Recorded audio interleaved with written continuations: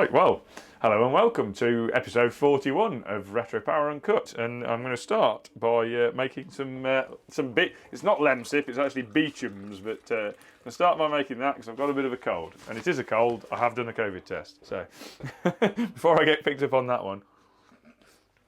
So we will carry on. Hopefully I've made that acceptably. We'll find out in a minute. Right, so head this way and wander over to Utah. I think that's where we're going to start. I'm going to wander around to the engine bay, so I've got a bit of a memory jog on things because I've not personally been working on it at all, so I've got to remember where everything's at. Trev has done the final fit, which is quite an exciting moment actually, a final fit on the throttle bodies to the engines. They're actually on for the final time. They don't, well, touch wood, they don't need to come off again. So they're on, so airbox will be going on soon once we've finished sorting out throttle linkages, which is a current job. He's also finished putting fluids in. Everything, as far as I'm aware now, has fluids in. He's put the engine oil in, vacuum tested the HVAC system, the air conditioning circuits, made sure we've got no leaks on there.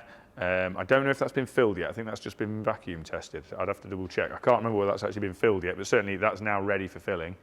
Brake fluid's filled, transmission's filled, axle's filled, so all fluids now, and power steering I believe is filled as well, so all fluids are now filled, present and correct, so all good there. No, nothing's leaked out everywhere, so we're all happy on that.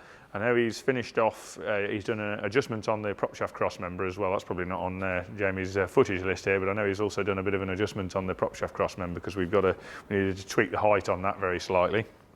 The rear wheels, moving slightly rearward, the rear wheel spats have now been fitted. We're just tweaking around with the latches on those, making sure they're all to our happiness.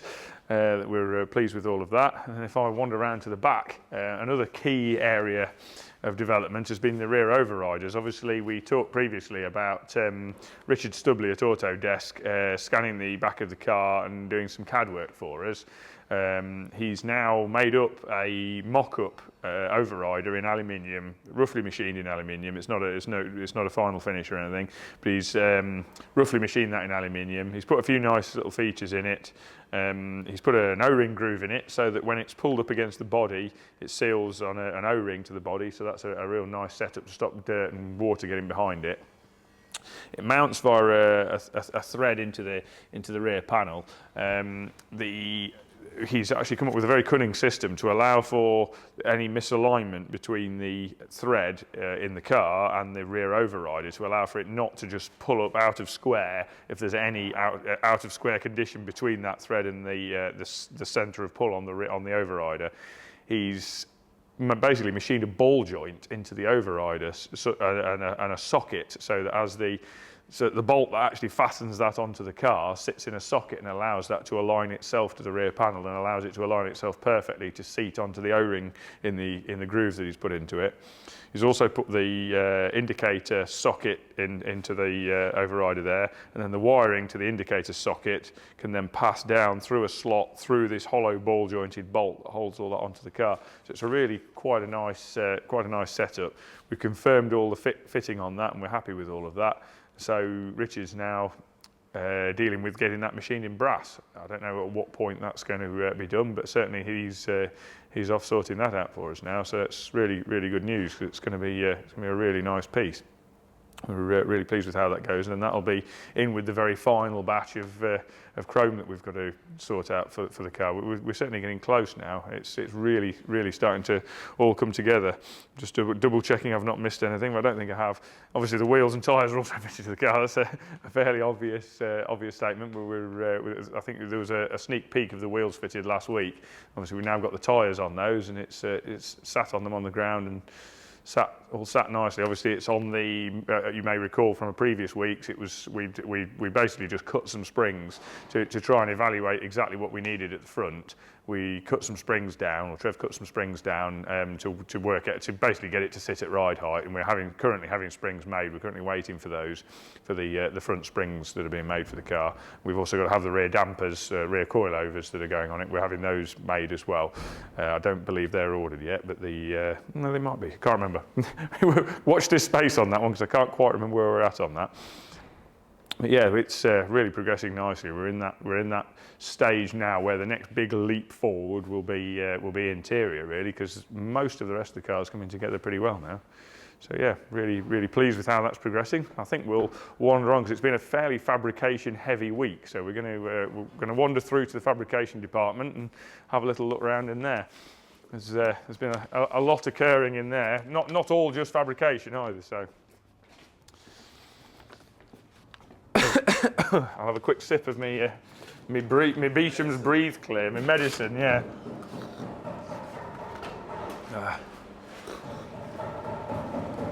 Past James. James is currently welding his TIG welding parts for the Utah throttle linkage at the moment. And Clive's making some parts for the V8 Manta as well. I'll pause here. John's currently working on the Land Cruiser. He stripped engine out today, transmission out, all the front end off. All the brake pipe work, well, all the front end brake pipe work's now out, master cylinder and servo out, basically everything out of the engine bay. There are 1 or 2 small parts we're likely to be using, although they'll either be refurbished or replaced, but we're certainly going to be using the air intakes where the blower sits in the corner of the engine bay there. We're going to be using something either very similar to or as per the original there, just with a different motor in it and different blower in it. But the actual ducting is actually quite good, the way it works with the air intake on the side. So we're certainly going to be keeping that principle. And the brake servo and master cylinder will be fitting to where the original was, and the steering column will be fitting where the original was, although it will be upgraded with electric power steering.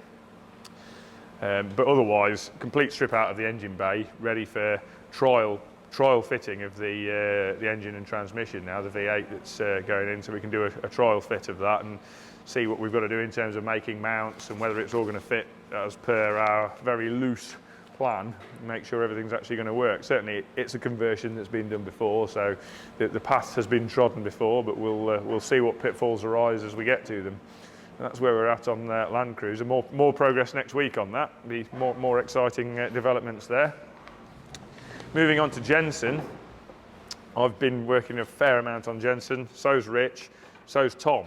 So it's been quite hectic on that. Rich has been working on basically making the body fit correctly. There were various areas that were damaged, which we've probably touched on previously, there's quite a lot of heavy accident damage on this side. That needs repairing so that we can use the body as a book. And he's getting there with that now. That's all repaired. He's repaired and replaced the inner wheel arch flanges that connect the quarter panels to the chassis wheel arches, the steel wheel arches that are part of the chassis, the inner wings, if you like, on the rear. So he's replaced those flanges now, relaminated those.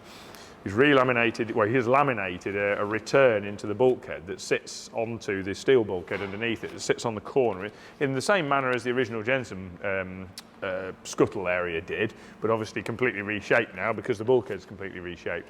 So he's just working through filler work on that, getting the shape correct on that, which is proving challenging because nothing about the original body is symmetrical. So I've been trying to explain the nuances of kind of accuracy without too much accuracy. The problem is if we try and make everything accurate, you'll literally go completely insane because the parts you're trying to make to work to are not accurate to start with. So it's basically just trying to make the shape as correct to the eye as possible while still allowing for the fact that the body tub isn't actually symmetrical. He's making good progress with that though now. That's coming along quite nicely. Additional to that then, Tom's been working on, you saw last week, Tom fabricating the transmission tunnel. Tom's not here today, he's got a day off today, but he says thank you very much to everybody for their comments on YouTube. He much appreciates that, his little metalwork minute. There's an overwhelming amount of support for him on there, and it's great, and yes, he is appreciated. We do appreciate his skills very much. It's really good to have him here now. So yeah, he's done the tunnel, then I've cut a hole in it to fit the shifter. That was a little bit of a trial in that I wanted to mount that a little bit lower. but there isn't really clearance to go much lower against the transmission and the way the cable exits the shifter. So I've dropped it very slightly into the tunnel, but I also wanted to add a reinforcing section into the tunnel, so just to spread the load into it correctly, so it's not flexing.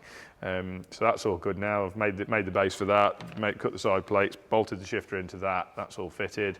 The throttle pedal, we've made a new mounting. Tom's tacked it up. We've cut the plates. Tom's tacked it up. We've trialled it in the car, cut the bulkhead out, slotted that into the slot in the bulkhead, checked it all fit, fully welded that, fitted the electric fly-by-wire throttle.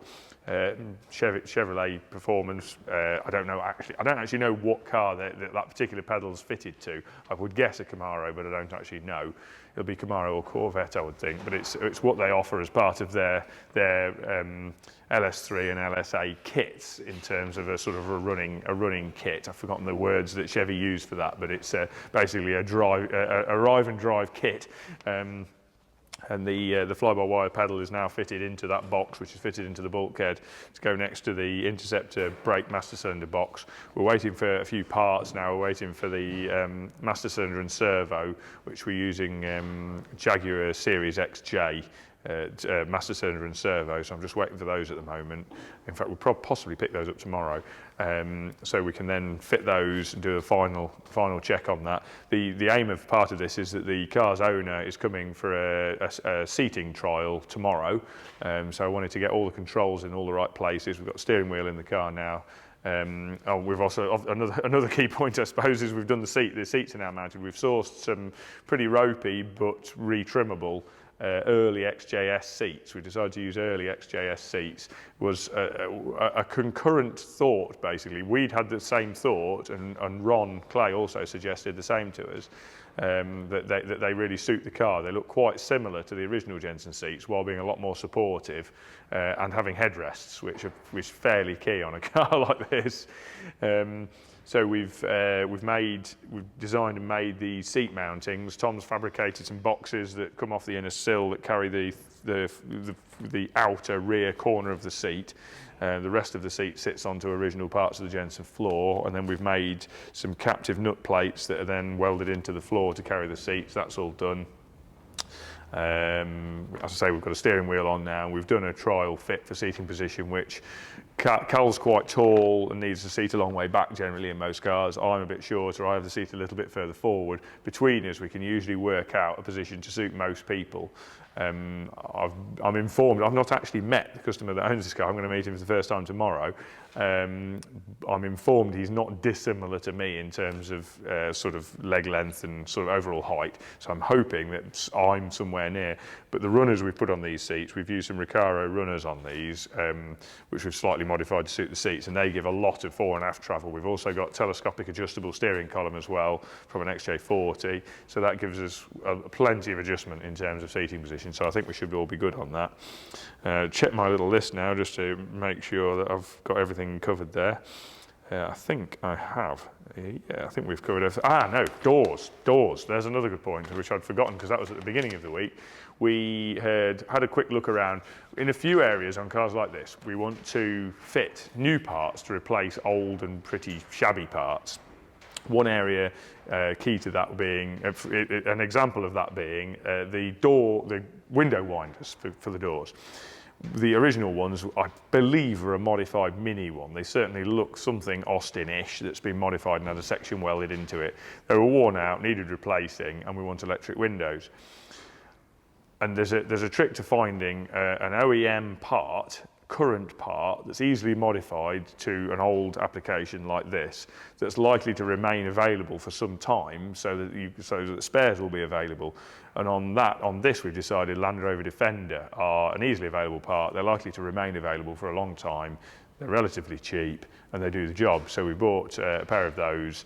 Well, we bought one initially just to check it was going to work. We've modified the door inner structure slightly, not too heavily, to do that. Tom's done that, fabricated a section inside the door, to carry that window mechanism. That's done. He's done one side, and then he's just mirrored all the parts. Well, I say just, makes it sound very easy, but he's mirrored all the parts for the other side for the other door. So we've now got the working window winder mechanisms for the for both front doors, which are based now on a readily available part. It's slightly modified, but not heavily modified. It's easy enough to do again should we need a spare. So yeah, I think that's pretty much where we're at on that. Next week, the work will carry on in terms of continuing with the preparation of the body, and the work on the body is a lot to do on the back in terms of turning this into a book, and also the reshaping work. So that'll carry on in tandem with finishing off the bits of metal work, seat mock-up. Hopefully, if that's all okay, then we've got to move on to designing the dash and centre console, where we're going to need some drawings to work from on that. So we've got to do some of the more artistic side of the drawings, and then the actual scale drawings to work from to make the parts for that. So watch this space, more progress next week. Moving on from that, have a sip of my medicine again. I'll stand by the boat anchor that we've removed from the Toyota. That won't be going back in. The 4-cylinder P-Series diesel that we've... yeah, we'll put this in. Watch this space, it's going in the Morris. Yeah, no, we will. I don't know quite what's happening to it yet. That's going to depend on what the customer would like to do with it, whether he's got a customer for it or wants to try and sell it or whatever. I'm sure somebody will have it because it was a good engine. But certainly it's not going back in, so it will undoubtedly be for sale, I would think. The Morris progress this week. Stu and Scott have been working on the Morris quite a lot. Scott has done various jobs, some tricky and some quite satisfying fabrication jobs. He's done the fuel filler recess. We're using, I'm going to not be able to remember whether it's called a Monza or an Aston type fuel filler. Is it a Monza one? I think it's a Monza type fuel filler. I'll be corrected if I've got it wrong, I'm sure. The one with the catch on the side that flicks up, old Jaguar style fuel filler. Scott's fabricated a conical recess for that to sit into, very similar to what we did on Utah, so that because it's fitted to a curved panel, you have to create a flat patch for the filler to sit onto. We also needed to change the angle very slightly, and to get it sitting in the right place, it basically needed a little pad to sit into. If you do that as a parallel-sided recess, it doesn't look very pretty at all. Looks much nicer with a conical recess, and then that in turn enables there to be room for the catch to flick down to enable the filler to open. So he's rolled up and fabricated a cone, drawn it on CAD, plasma cut it out, rolled it up, and then trimmed it to the curve of the rear panel, well, the upper part of the rear panel, on the rear scuttle, if you like. Trimmed it to that curve, made a flange also to the same curve, TIG welded the flange on, TIG welded the flange into the bottom of it that's flat to take the fuel filler, and then TIG welded the whole lot into the car. So that's all now fitted. At the front, he's been working on the aircon condenser fitment, which has proven to be a bit one of those nightmare jobs where, with the spotlights and the radiator and all the other parts fitted, we've kind of boxed ourselves into a little bit of a corner with the aircon. The fittings are quite big. I believe I saw, I'm not quite sure on this, but I believe I saw Cal looking at some smaller fittings. The air conditioning condenser plus the fittings is it was very tight in the front of the car. Could be done, it will fit, and it does now fit, but there was a bit of trial and error involved in making the brackets and getting them to fit. That's all good though. Scott's done a really nice job of fabricating it. It looks all really neat now. It was just a challenging piece of work getting the measurements right, because we were talking sort of a couple of millimeters each way for everything to be able to fit into the space, but it does now all fit. He's also machined some bosses and CNC cut some plates out to enable us to mount, because this car's having air conditioning, which we may or may not have touched on before. He's machined some bosses and cut some plates out to bolt the Ford Focus type air conditioning compressor, as would have been fitted to a Zetec originally, onto this engine. We can't use the original bracketry because it fouls the engine mount, and it will also mean that the air compressor fouls the subframe, which was an area we thought we may have an issue, and we knew we needed to address it at some point. That job's been brought up the priority list a little bit because the car's going away to Simpson Race Exhausts tomorrow. So that job needs to be brought up the priority list this week, so that we've got the air conditioning compressor in place to enable the manifold to be made to fit around it, so that it's there when Matt goes to make the exhaust manifold. So Scott's machined some bosses, welded them to the plate. We've now got the aircon compressor set up on 4 threaded rods, so we've got some adjustment. That will then, once we get the car back from Matt, we'll double check all the position, we'll get all the belt run checked. Once the belt run's confirmed as good, then we'll draw up a billet bracket to replace that temporary bracket that's on now, and we'll do a nice aluminium billet bracket. But at the moment, that's a trial bracket just to make sure the alignment's all good.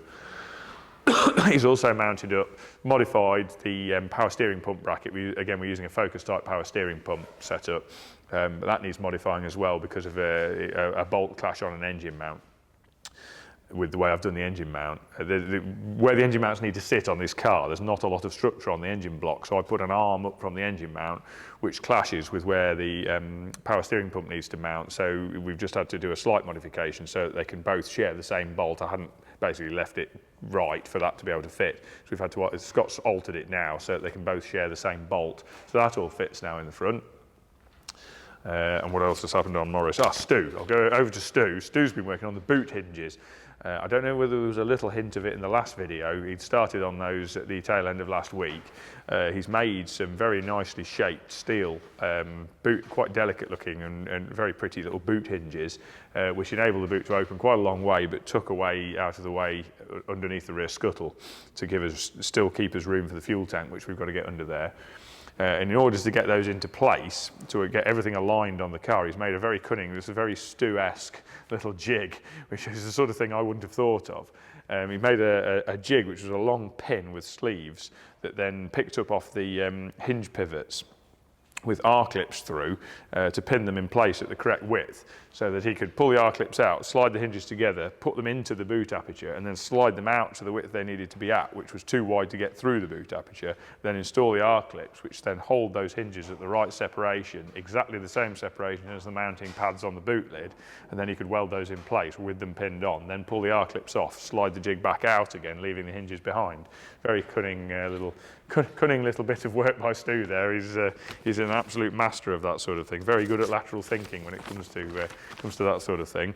I'll just double check I haven't missed anything too obvious on that. No, I think we've got everything. Yeah, we've got everything there. It's really nice progress on that. So that'll be next week. That will have an exhaust manifold and system fitted to it. So that'll be interesting to see when Carl has a walk around next week. You'll be able to see all that shininess under there. We've still got a lot of welding and a lot of underside work to do on this car.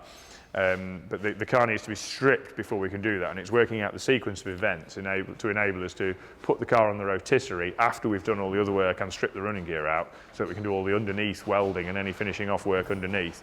But as I say, the exhaust part of that chain of events to get us to that stage where we can strip the running gear out without having to put it all back in again. So that's where we're at on that. Moving on past that boat anchor, walking this way, past what will be its replacement, which is the Lexus V8, to the Chevette, which is in polyester, which I think it was in polyester last week, with the blockings going well on that. Most of that is now shaped. The bulk of it's getting very, very close. It is literally more sanding, unfortunately, and getting gaps right. Most of the gaps are pretty good now. Gaz has been working on Gaz and Steve have been working on the inside, just tidying up any last little bits of weld that weren't quite tidy, putting some build primer in places on the inside, getting all that prepped and ready for the inside paint, and seam sealing on the inside. Then on the front end, James has been doing a bit more work on the headlights. We decided that the projector units were mounted a little bit far forward aesthetically. They were a little bit too far forward. With a bit of jiggering around with brackets and altering of things, we worked out we could actually mount them about 15 mil further back. So James has modified his brackets to mount the lights further back, but then had to do quite a lot of messing around with the brackets to be able to get the adjustment that we need, because we've got to be able to adjust them fore and aft, up, down, left, right, and adjust the bezels up, down, fore and aft, left and right, so that we can not only adjust the headlights correctly in the car, also adjust the beam pattern, which is set by the adjusters actually on the projector units. But as you do that, it obviously moves the actual projector unit lenses up and down, and they sit quite tight into the bezels. So we've got to be able to move the headlamp assemblies and the projector units and the bezels to get us all the adjustments we need and have everything fit up to the bodywork, which is a bit of an organic state due to the fact that it's fiberglass and doesn't fit very well. We've had, you know, there's a lot of reshaping needed. So getting all that to work has involved quite a tricky task and quite a lot of going around in circles and head scratching. But James has now got final brackets in aluminium with scope for adjustment in every plane that it's required in, and has trial fitted them on the car with the 3D printed temporary bezels that we made just to check that everything was going to work. They will be replaced by final aluminium machined ones when further down the line. But he's trial fitted all that lot and very happy with how all that fits now. So we're getting close to being able to sort of sign off the front end prep to be good for paint. There's obviously more stages yet. The car's got to be epoxy primed yet, and there's a little bit more finishing work before it can be epoxy primed. But it's certainly stepping much closer to that point now. And I think on that note, I think we have probably covered everything that's happened this week. I'm just looking at the panels and thinking, yeah, we've pretty much covered everything this week. So until next time, see you soon.